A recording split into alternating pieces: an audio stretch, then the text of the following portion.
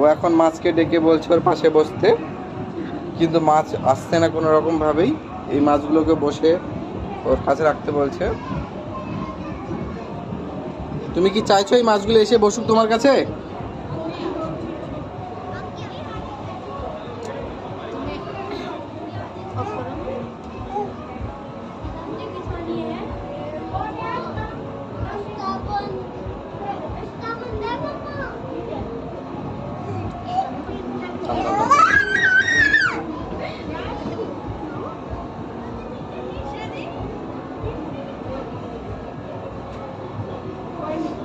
একদম।